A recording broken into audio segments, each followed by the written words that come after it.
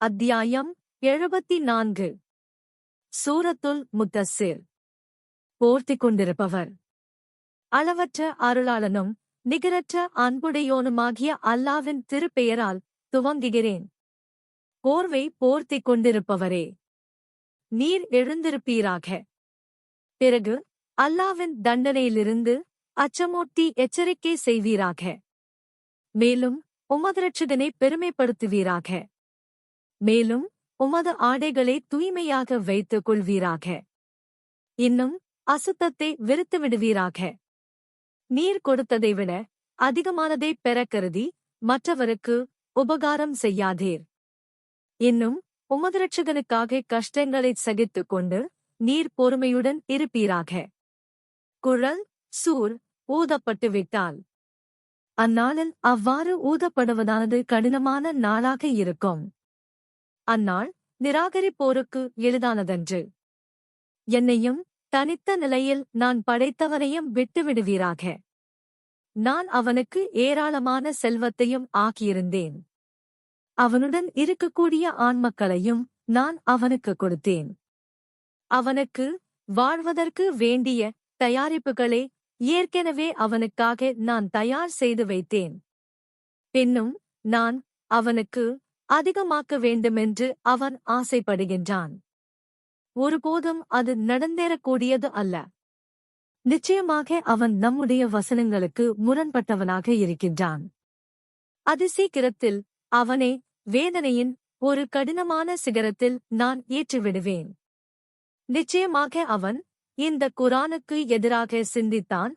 இன்னும் குரானைப் பற்றி தன் மனதில் கற்பனையாக ஒரு கூற்றை ஏற்படுத்திக் கொண்டான். ஆகவே அவன் சபிக்கப்பட்டான். எவ்வாறு அவன் ஒரு கூற்றை தன் மனதில் ஏற்படுத்திக் கொண்டான், பின்னரும் அவன் சபிக்கப்பட்டான். எவ்வாறு அவன் ஒரு கூற்றை தன் மனதில் ஏற்படுத்திக் கொண்டான், பின்னர் அவன் நம் வசனங்களை சிந்தித்து நோக்கினான். பின்னர் கடுகடுத்தான், முகமும் சுளித்தான். பின்னர் திரும்பிச் சென்றான், இன்னும் அகந்தை கொண்டான். அப்பால் முன்னுள்ளோரிடமிருந்து கற்பிக்கப்பட்டு வழி வழியாக வந்த சூனியமேயன்றி இது வேறு இல்லை எனக் கூறினான். இது மனிதரின் கூற்றே தவிர வேறில்லை என்றும் கூறினான். நான் அவனை சகர் எனும் நரகத்தில் புகச் செய்வேன். இன்னும் சகர் என்னவென்று உமக்கு அறிவித்தது எது? அது நரகவாசிகளில் எவரையும் மிச்சம் வைக்காது, எவரையும் விட்டும் விடாது. மனிதர்களை சுட்டுக்கரித்து அவர்களின் மேனியை மாற்றிவிடக்கூடியது. காவலர்களாக மலக்குகளில் அதன் மீது 19 பேர்கள் இருக்கின்றனர். மேலும் நரகத்தின் காவலர்களை மலக்குகளாகவே தவிர நாம் ஆக்கவில்லை.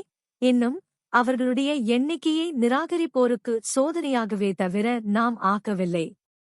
வேதம் கொடுக்கப்பட்டோர் இதனை உறுதி கொள்வதற்காகவும் விசுவாசங்கொண்டோர் தம் விசுவாசத்தை அதிகமாக்கிக் கொள்வதற்காகவும், இன்னும் வேதம் கொடுக்கப்பட்டோரும் விசுவாசிகளும் இதைப் பற்றி சந்தேகிக்காமலிருப்பதற்காகவும் நாம் அவ்வாறு ஆக்கினோம்.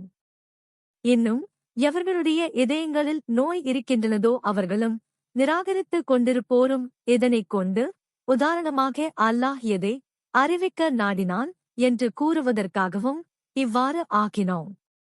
நபியே, இவ்வாறே அல்லாஹ் தான் நாடியவர்களை வழிகிடச் செய்கிறான், தான் நாடியவர்களை நேர் வழியிலும் செலுத்துகின்றான். இன்னும் உமது இரட்சகனின் படைகளை அவனைத் தவிர மற்றவரும் அறிய மாட்டார். அது மனிதர்களுக்கு உபதேசமேயன்றி வேறில்லை. நரகக்காவலர்கள் விஷயமாக நிராகரிப்போர் கூறுவது போன்று அல்ல. சந்திரனின் மீதும் சத்தியமாக, இரவின் மீதும் சத்தியமாக, அது பின் செல்லும்போது, அதிகாலையின் மீதும் சத்தியமாக, அது வெளிச்சமாகும்போது, நிச்சயமாக நரகமாகிய அது மிக பெரியவற்றுள் ஒன்றாகும். அது மனிதர்களுக்கு அச்சமூட்டி எச்சரிக்கை செய்கின்ற நிலையில் மிகப் பெரியதாகும். உங்களில் எவர் நன்மைக்காக முந்திச் செல்வதற்கோ அல்லது நன்மையை விட்டும் பின்தங்கி விடுவதற்கோ விரும்புகின்றாரோ அவருக்கு அது அச்சமூட்டி எச்சரிக்கை செய்கிறது. ஒவ்வோர் ஆத்மாவும் தான் சம்பாதித்தவற்றுக்கு பிழையாக்கப்பட்டதாகும். ஆயினும் வலக்கையில் பதிவு புத்தகம் கொடுக்கப்பட்ட வலது சாரியினர் தவிர. அவர்கள் சுவனங்களில் இருப்பர். அப்போது தங்களுக்குள் விசாரித்து கேட்பார்கள். குற்றவாளிகளைப் பற்றி. உங்களை சகர் எனும் நரகத்தில் புகுத்தியது எது? அதற்கவர்கள் தொழக்கூடியவர்களில் உள்ளவர்களாக நாங்கள் இருக்கவில்லை என்று கூறுவார்கள். இன்னும் நாங்கள் ஏழைக்கு உணவளிப்பவர்களாகவும் இருக்கவில்லை. வீணானவற்றில் மூழ்கியிருந்தோருள் நாங்களும் மூழ்கியிருந்தோம். மேலும் கூலி கொடுக்கும் இந்நாளையும் நாங்கள் பொய்யாக்குபவர்களாக இருந்தோம். எங்களுக்கு மரணம் எனும் உறுதி வரும் வரை இவ்வாறு இருந்தோம் என்றும் கூறுவார்கள். ஆகவே அவர்களுக்காக பரிந்துரை செய்வோரின் பரிந்துரை அவர்களுக்கு பயனளிக்காது. எனவே நல்லுபதேசத்தை விட்டும் புறக்கணிக்க கூடியவர்களாக இருக்க அவர்களுக்கு என்ன நேர்ந்தது? அவர்கள் வெருண்டோடுகின்ற காட்டுக் கழுதைகளைப் போல் இருக்கின்றனர். காட்டுக் கழுதைகளான அவை சிங்கத்தை விட்டும் வெருண்டோடின. மாறாக அவர்களில் ஒவ்வொரு மனிதனும் விரிக்கப்பட்ட ஆகமங்கள் தனக்கும் கொடுக்கப்பட வேண்டும் என நாடுகிறான். அது நடக்கப் போவது இல்லை. மாறாக மறுமையைப் பற்றி அவர்கள் பயப்படுவதில்லை. நிச்சயமாக இது நல்லுபதேசமாகும். உபதேசம் பெற யார் நாடுகிறாரோ அவர் இதனை நினைவில் வைத்து உபதேசம் பெற்றுக் கொள்ளவும். இன்னும் அல்லாஹ் நாடினாலன்றி அவர்கள் நல்லுபதேசம் பெற மாட்டார்கள்.